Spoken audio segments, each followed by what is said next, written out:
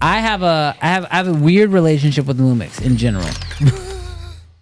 Because while they are my favorite brand when it comes to innovation and pushing the envelope right now. I told y'all. They are my favorite brand when it comes to pushing the envelope right now. They are not currently in a place where I think I can solely just switch over to Lumix because of everything that I have to do. They remind me a lot of like Nikon early days when the Z9, Z8 came out. They were doing stuff that no one else is doing at the time, but it became that's really wild. But they, you know, Nikon has put in the work. I did not expect them to buy Red, which definitely gave them tons of brownie points. In my boat. But they did stuff that really allowed them to step up to what it would take to run the ship. Dear Lumix, it's hard to I don't want this is gonna sound like it's just a throwaway line, but it means so much. Keep pushing and be ruthless. Right now, and I just, because somebody just commented something about the GH7. Don't worry about them crop sensor cameras. Don't push in that direction. Don't push in that direction. Stay ruthless with the full frame. Look, right now, you got the S1R, you got the S1 II, and then they have their S5 lineup of full frame sensors. Bro, get ruthless, because y'all, you don't have anything to protect. You don't have a cinema line to protect. You don't have a large market share that you could, mess up.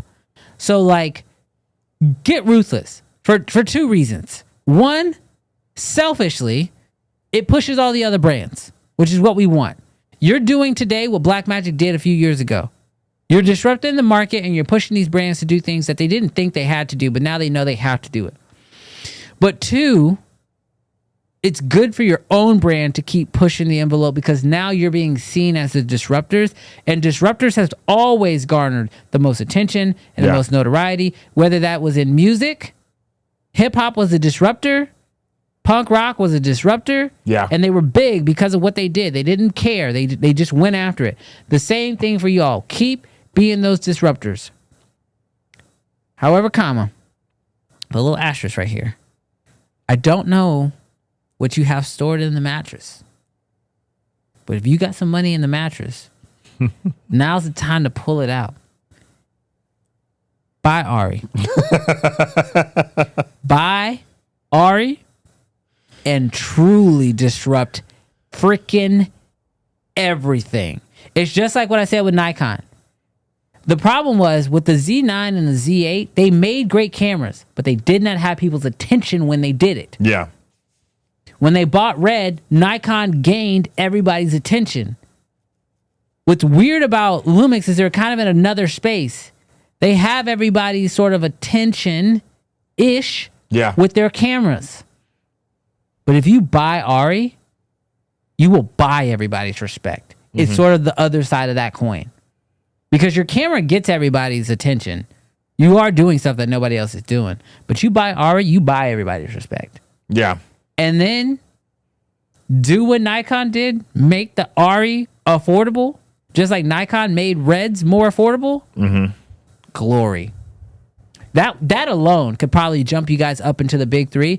And the way that Sony's sitting right now, no shade, that could bump Sony.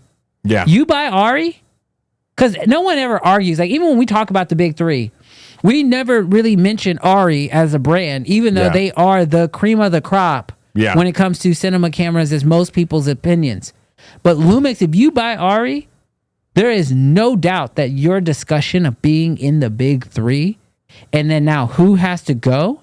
Canon, Sony, or Nikon? Canon's fighting. Ain't gonna be us. Nikon's fighting.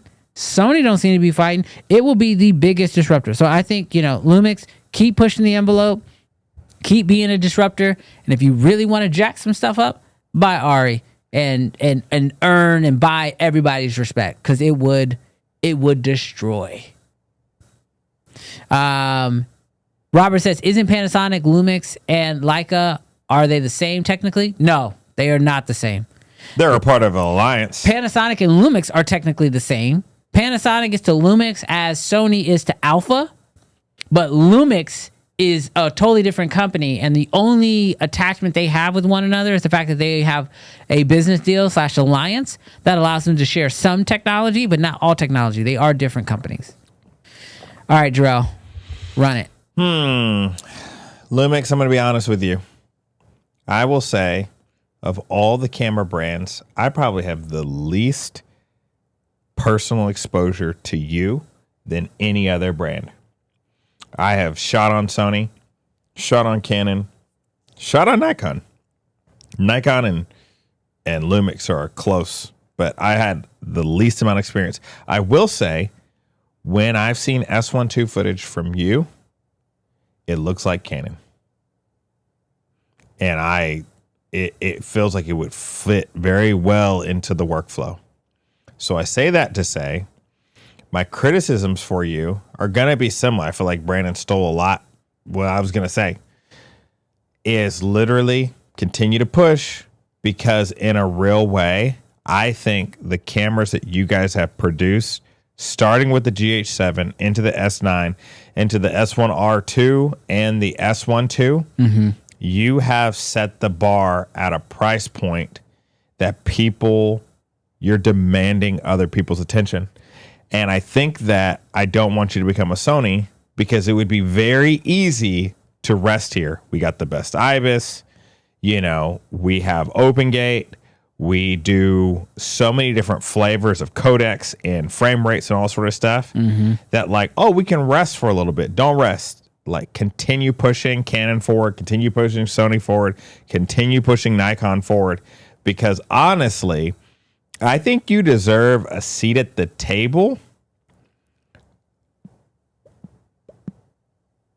You remember when you're like a kid and the adult table. Disrespectful. You like the adult table. You think they deserve a booster seat? No, I'm saying. And there's that moment where it's do we eat with the grown folks? Man, I think y'all eating with the grown folks. I think y'all are there. But your seat don't match everybody else's seat, but you got the stool and you can pick it up. Yes. And take it over here and sit down. Yes. You're sitting at the end of the table. You about to eat somebody's lunch real soon. I feel like. I do too. I feel like about to eat somebody's lunch, but you got to keep going. Got to. So yeah, that's what I would say. I'm not going to stand here in front and act like I know enough about Lumix to be able to speak into what they need to be able to do. In the S12, fix the overheating stuff so it's not even a thing. The Mark II. Yeah. It's not a thing. You guys like putting features in cameras that that most people aren't going to shoot 6K 60 open gate. Yeah. And overheat. But I would say, if you're going to put it in a camera, just like Canon, learn that lesson. If it's in there, it just needs to work. Yeah. So make it bigger, put it in a fan. That's the only real criticism that I got, is just overheating. But yeah, that's it. All right, so if you enjoyed this clip, do us a huge favor. Hit that subscribe button, because we would love for you to join the community. Here, we're just a bunch of nerds who love camera gear and love talking about it every single week, which we do live at 11 o'clock Central Standard Time. So hit that subscribe button so you don't miss that, and you don't miss any of the other clips.